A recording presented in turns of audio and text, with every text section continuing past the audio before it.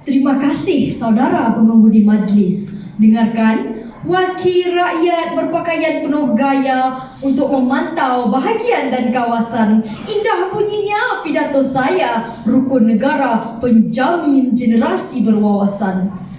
Assalamualaikum warahmatullahi wabarakatuh dan salam keilmuan.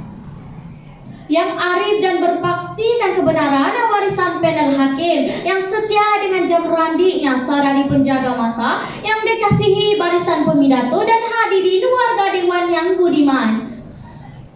Sebelum Bahtera berlayar lebih jauh, izinkan saya memperkenalkan pengemudinya. Saya Putri Nur Aisyah binti Robert, dan si manis sebelah saya Siti Fatimah binti Arifin Ho.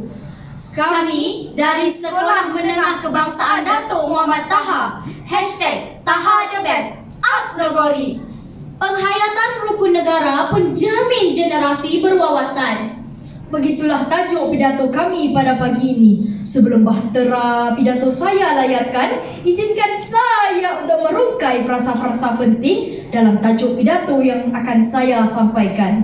Penghayatan bermaksud perihal, memahami dan merasai. Rukun negara pula ialah falsafah atau ideologi negara Malaysia. Generasi berwawasan membawa erti pewaris bangsa yang mempunyai pandangan jauh dan matlamat yang jelas. Nah, sudah terang lagi bersuluh dengan menghayati rukun negara mampu melahirkan rakyat yang sayang akan negara dan mempunyai pandangan yang jauh untuk menjadikan negara kita terkenal di seantero dunia.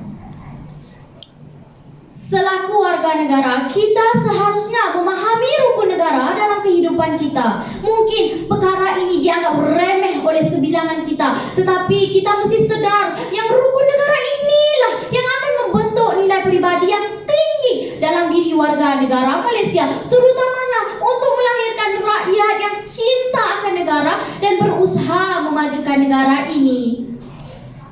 Hadirin warga dewan, rukun negara adalah ideologi kebangsaan Malaysia yang telah dibentuk pada 31 Ogos 1970, iaitu setahun selepas berlakunya tragedi 13 Mei 1969 yang menghancurkan perpaduan dan ketenteraman negara.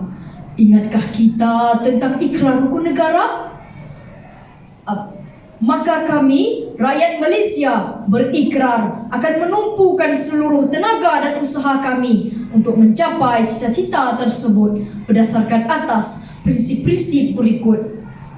Kepercayaan kepada Tuhan, Kepercayaan kepada Tuhan, kesetiaan kepada raja dan negara, kesetiaan kepada raja dan negara, keluhuran perlembagaan, keluhuran perlembagaan, kedaulatan undang-undang, kedaulatan undang-undang, kesopanan dan kesusilaan. kesopanan dan kesusilaan. Kepercayaan kepada Tuhan. Bangsa dan negara ini telah diwujudkan atas kepercayaan yang kukuh kepada Tuhan.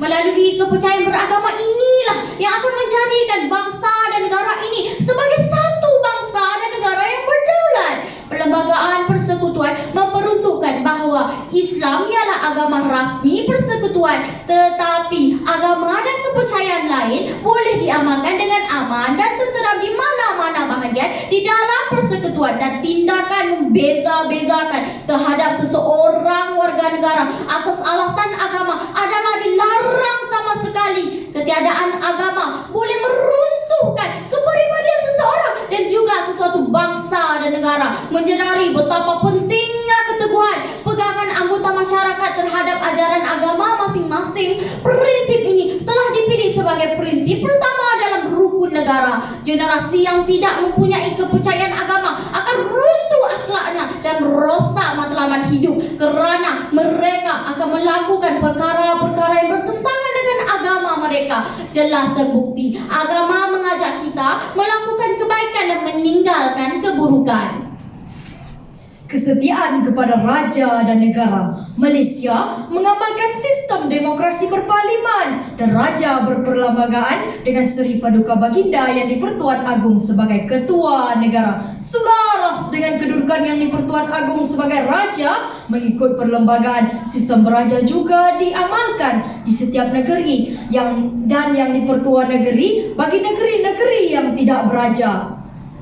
Kesetiaan kepada raja dan negara bermaksud bahawa setiap warga negara hendaklah menumpukan sepenuh taat setia, jujur dan ikhlas kepada Seri Paduka Baginda Yang di-Pertuan Agong.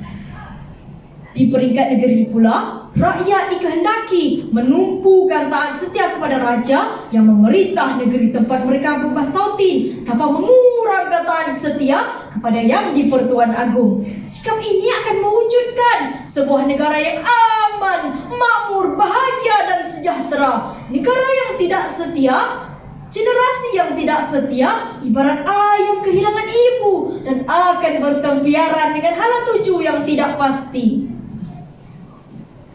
Warga Dewan yang budiman menyelusuri prinsip rukun negara yang ketiga, yaitu keluhuran perlembagaan. Prinsip ini menekankan perlunya rakyat menerima, mematuhi dan mempertahankan keluhuran atau kemuliaan perlembagaan negara. Perlembagaan negara adalah sumber perundangan yang tertinggi. Fungsinya untuk memberi perlindungan kepada setiap rakyat negara ini akan hak dan keistimewaan mereka sebagai warga negara. Setiap warga negara Malaysia dikehendaki menghormati, menghargai serta memahami dari kandungan serta latar belakang sejarah pembentukan perlembagaan negara. Perlembagaan Malaysia menentukan pola politik dan kedudukan sosio-ekonomi rakyat di negara ini. Ini adalah sumber rujukan bagi segala hal yang berkaitan dengan sistem pemerintahan, perundangan, kedudukan dan hak sosio-ekonomi rakyat. Generasi yang memahami prinsip ini akan sentiasa menjunjung aspirasi negara dan memahami hak dan kebebasan yang mereka miliki dan akan sentiasa mempertahankan kontrak sosial yang telah dirangka dan dipersetujui sejak dahulu lagi. Kedaulatan undang-undang. Keadilan diasaskan atas kedaulatan undang-undang di mana setiap rakyat sama tarafnya di sisi undang-undang negara. Kebebasan asasi terjamin bagi semua warga negara Malaysia. Undang-undang negara berasaskan kepada perlembagaan. Tanpa undang-undang, hidup bermasyarakat dan bernegara tidak aman dan stabil. Oleh itu, undang-undang negara dijamin oleh institusi kehakiman yang bebas dan berwibawa. Kewujudan undang-undang akan menjamin kehidupan anggota masyarakat dapat bergerak dengan licin dan teratur tanpa sebarang kekacauan di mana semua anggota masyarakat akan merasa selamat. Kedaulatan undang-undang yang dijunjung akan menjamin kehidupan yang adil dan saksama sekaligus akan mewujudkan masyarakat yang hidup dalam suasana aman dan selamat. Kita hayati prinsip rukun negara yang kelima, yaitu kesopanan dan kesusilaan. Prinsip ini menekankan perkembangan personaliti dan tingkah laku seseorang rakyat. Tujuannya ialah untuk membentuk warga negara yang bersopan santun dan bersusila selaras dengan kempen budi bahasa dan nilai murni yang dijalankan sekarang. Sifat individu yang bersopan santun dan bersusila adalah paling bermakna dan amat penting dalam konteks perhubungan antara satu sama lain dalam masyarakat pelbagai kaum di negara ini. Sikap bersopan santun dan bersusila patut diamalkan bagi membentuk seseorang individu dan masyarakat yang berdisiplin serta bermoral tinggi yang akan membantu mewujudkan sebuah masyarakat yang harmoni. Tata susila ini membenci dan mengutuk tingkah laku atau perbuatan yang angkuh atau menyinggung perasaan seseorang atau sesuatu golongan. Prinsip ini menjadi panduan supaya perilaku masyarakat sentiasa terpelihara dan berkembang sesuai dengan kepribadian bangsa dan nilai-nilai murni. Menghayati kesopanan dan kesusilaan menjadikan kita generasi yang tahu menjaga kehormatan diri dan mengelakkan diri daripada terlibat dalam masalah sosial yang boleh mencemarkan nama diri, keluarga, masyarakat, bangsa dan agama. Oleh yang demikian, marilah kita bersama-sama memastikan rukun negara ini dihayati dan difahami serta diikuti agar kemakmuran yang dicapai sekarang dapat kita kekalkan. Janganlah kita hancurkan negara kita hanya disebabkan sebilangan kecil manusia yang berkepentingan.